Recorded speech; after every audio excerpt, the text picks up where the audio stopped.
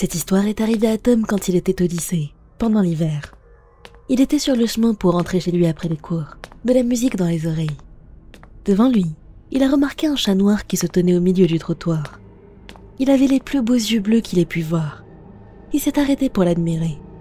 C'était la première fois qu'il le voyait, et il n'avait pas de collier, mais il était bien trop propre pour être un chat errant. Il a également remarqué que le chat avait une tache blanche à côté de son œil gauche. C'était plutôt inhabituel de trouver un chat dehors tout seul. Il neigeait assez lourdement, et les chats errants de son quartier se réfugiaient en général dans les bâtiments abandonnés pour se protéger du froid. Tom s'est senti désolé pour le pauvre chat, mais il ne pouvait malheureusement pas le recueillir. Tom s'est remis à marcher en le laissant là, et le chat s'est mis à miauler. C'était un miaulement presque agressif. Tom s'est senti mal à l'aise et a accéléré le pas. Il s'est dit que le chat devait avoir très faim, et s'est promis que s'il le revoyait le lendemain, il lui apporterait de la nourriture. Il a continué sa route pour rentrer chez lui, quand soudainement, un mauvais pressentiment l'a frappé. Il a retiré ses écouteurs et a regardé autour de lui. C'est là qu'il a aperçu un homme. Il était grand et mince, échevelé, et portait un manteau noir.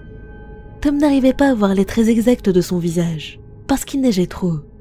L'homme était juste planté au milieu de la route sans rien faire. Tom sentait que quelque chose était bizarre, mais il a juste continué à marcher, cette fois sans musique pour être plus alerte. Au bout de quelques secondes, il a entendu des pas lourds. Quelqu'un s'approchait de lui rapidement. Il s'est retourné pour découvrir que l'homme sprintait dans sa direction. Tom, paniqué, s'est mis à courir aussi. Puisque l'homme était beaucoup plus grand et probablement beaucoup plus athlétique que lui, il l'a rattrapé très facilement.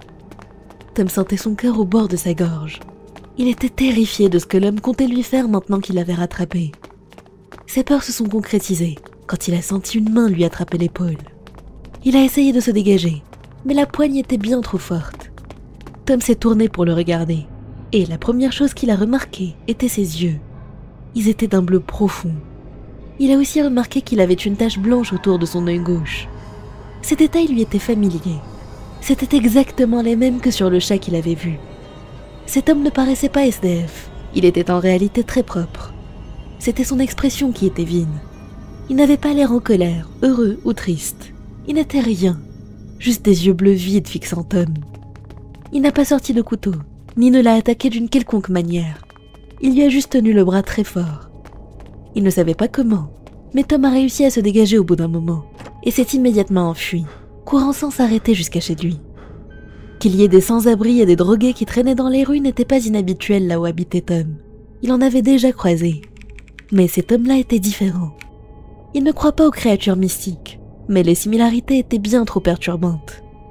Tom ne sait pas si c'était un métamorphe, ou Dieu sait quelle créature capable de changer d'apparence.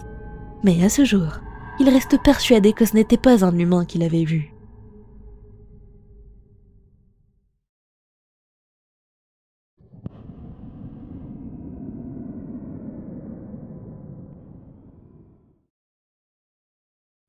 Cette histoire nous vient de Raj, qui est un étudiant originaire de l'Inde.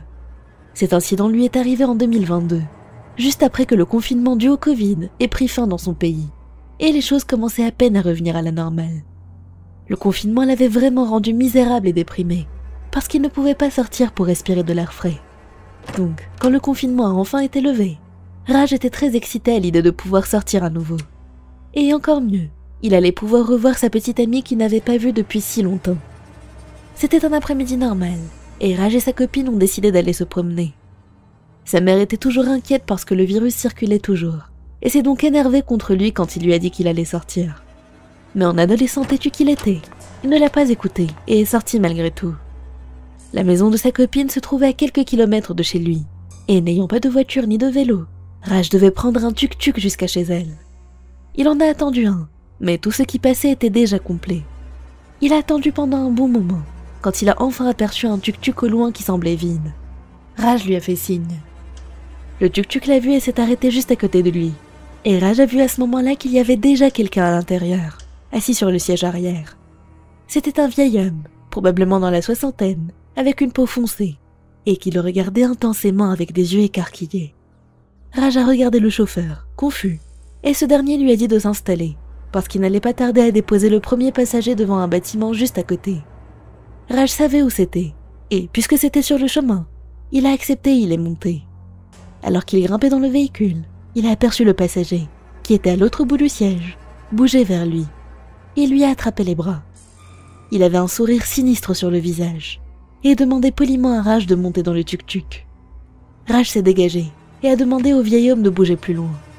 Il a commencé à se sentir très mal à l'aise, mais il voulait aussi arriver chez sa copine rapidement, donc il est resté. Alors que le véhicule reprenait la route, l'homme s'est lentement rapproché de Raj et lui a à nouveau attrapé les bras d'une main, tout en le palpant avec l'autre. En faisant ça, il essayait de tenir une conversation amicale, demandant à Raj comment il s'appelait, où il habitait, où il allait, etc. Raj était très perturbé par son comportement malsain. Il a essayé de le repousser, mais le vieil homme s'accrochait à lui. Raj a fini par renoncer, se disant qu'il allait bientôt descendre de toute façon. Il a regardé à l'extérieur pour voir où ils en étaient, et a eu la surprise de découvrir que le chauffeur avait déjà dépassé le bâtiment dont il lui avait parlé.